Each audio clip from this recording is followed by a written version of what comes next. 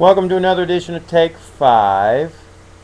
And sitting in my favorite chair on this glorious Carolina day. And we are looking at John chapter 8. Now, I want to tell you in advance what I'm looking to try to do today. I want to show you how to deal with your enemies in very specific situations. Now, we've been learning a lot about this. Jesus has been dealing with these guys, the Pharisees and the Sadducees and the teachers of the law and the scribes. And these are all the religious, prideful leaders. Okay? So he's been dealing with them, and sometimes the way he deals with them is not to respond to them at all. And that is appropriate. But sometimes there's opportunities to teach, because if there's other people watching and listening, there's opportunities to teach.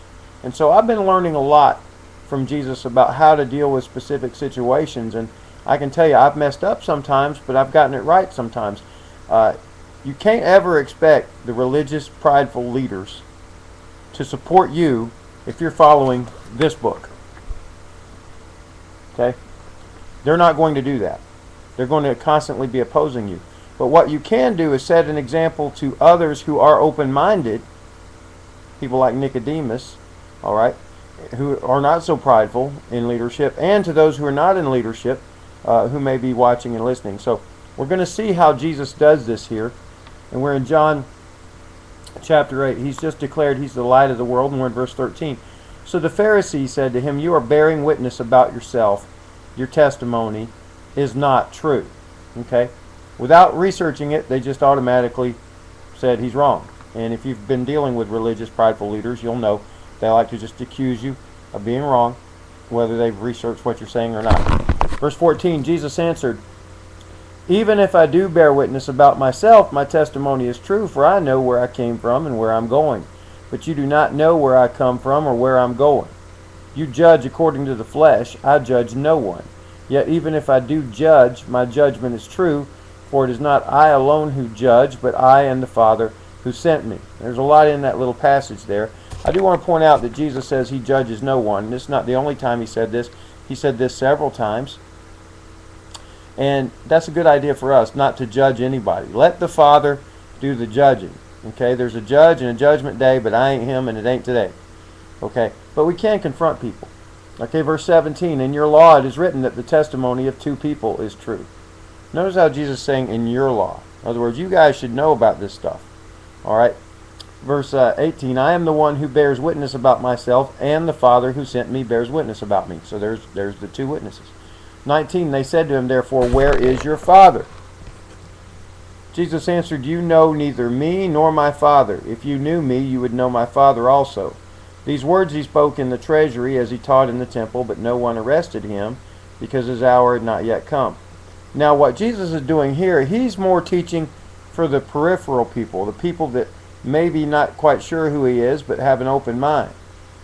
He's not trying to convince these guys of anything. He knows he's not going to convince these particular guys he's talking directly to. You know, some of what I've done when I've posted things on Facebook is not toward the people that you might think it is, because I know they're prideful and they're religious and they're leaders and they're not going to listen. It's for other people that are open-minded to maybe consider some things. Okay, I know there's going to be opposition from certain people, prideful, religious leaders. And sometimes just combinations of those. You don't have to get all three. Verse 21, "So he said to them again, I am going away, and you will seek me, and you will die in your sin. Where I am going, you cannot come."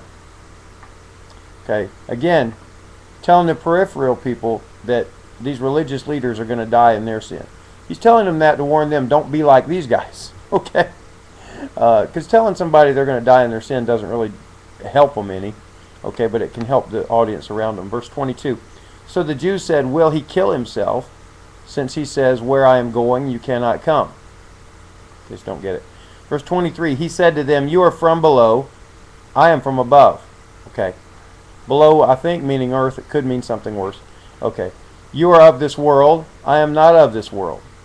I told you that you would die in your sins, for unless you believe that I am he," sorry for putting my Bible in the way, "for unless you believe that I am he, you will die in your sins." Okay? Again, for the peripheral people. He knows these guys.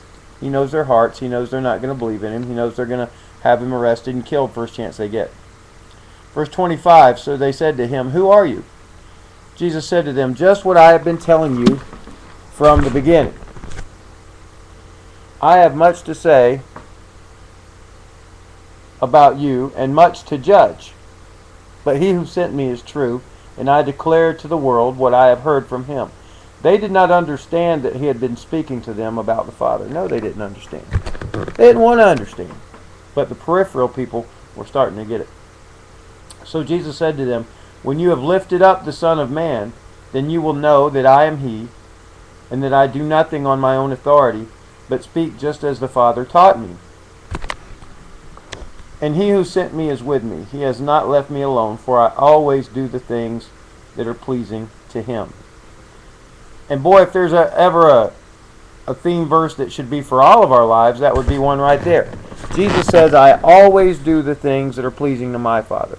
Well, how about you? How about just today? Okay, whatever time you're watching this broadcast, today can you say that all you've done is whatever you thought would please the Father? I can't. Okay, I've already messed up today. But it should be something we try to attain. Our relationship with our Father and pleasing him should be our number one goal. So again, he's saying this for the crowd that's around. And look at verse 30. As he was saying these things, many believed in him. All right.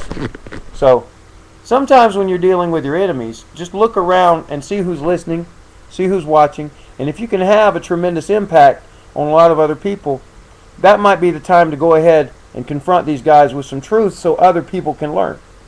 But if it's just you and those guys, you might want to do like Jesus did sometime, like when he was brought before Pilate or brought before the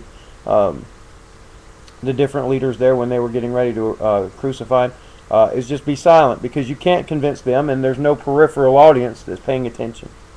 All right? So that might be the time to just be silent. Otherwise, you're just going to get frustrated and they're going to get mad. Okay?